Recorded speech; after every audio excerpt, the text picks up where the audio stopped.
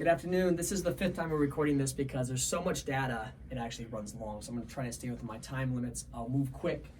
This is a continuation of the student loans discussion. We're actually going to talk about some of the data, but then also some of the supply side economics that are impacting the market around education.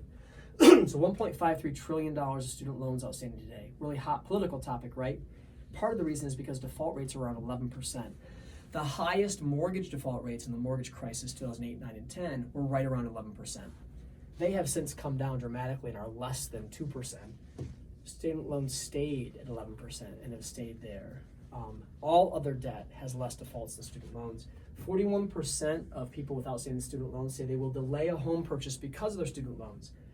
That's highly impactful to our overall economy because 20% drop in home ownership among ages 24 to 32 from 2015 to 14. So I'll say that again.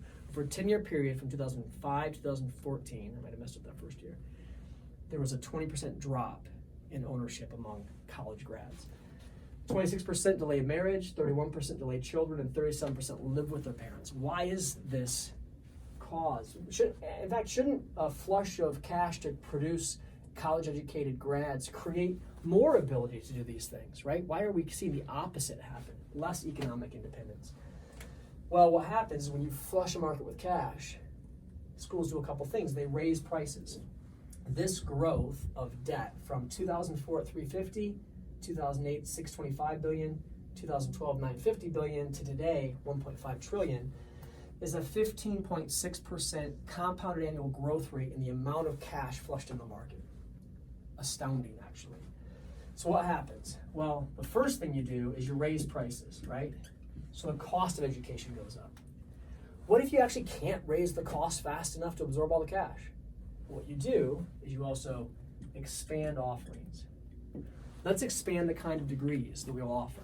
Now, I'm not going to pick on University of Kentucky, even though I have a friend that goes there, and Victoria goes there, and they have some of the most ridiculous programs. I've seen family sciences is now a degree at University of Kentucky. They've expanded their graduate programs to 138 graduate degrees versus 38 just 20 years ago. So there's expanded offerings to absorb that cash in areas where there's no additional productivity, in areas where you're going to get behind in your economics, right? So how could we underwrite education more intelligently? What we're forgetting is the second, third, and fourth layer effects of any action. In this case, the action of flushing a market with cash. There is a program called an ISA with University of Purdue in Utah. A couple universities have this. It's an income share agreement, where a percentage of your income for a period of years after your graduation will be shared with the university. And in exchange, no student loans, you can go to school for free. Pretty amazing. This is an underwriting program.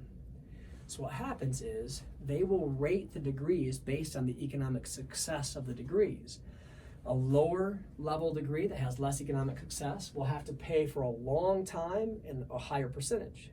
And a more successful degree will pay for a short time and a lower percentage. And what you find when you look at these tiered structures of ISAs is that the STEM classes are at the very top. Things like mathematics, engineering, right? These real world productive degrees. At the very bottom is family sciences and gender studies, all these degrees that really provide no value, that cause all this delayed economic maturity. So looking at these ISAs, and we're going to put them up in a chart, looking at the expanded course loads, we're going to put that up as well. You can look at those in detail. We'll highlight some of the ones that are the most curious. What you're getting is this second and third layer effects of flushing a market with cash. One man's trash is another man's treasure. So this is a version of supply side economics. Let's flush the market with a supply of cash and create demand to absorb that cash. It's actually pretty fascinating. So I hope that's helpful. It might not be helpful in regards to a particular student loan situation, but it might be helpful in reviewing a flush of cash into any market and how you might get unintended consequences.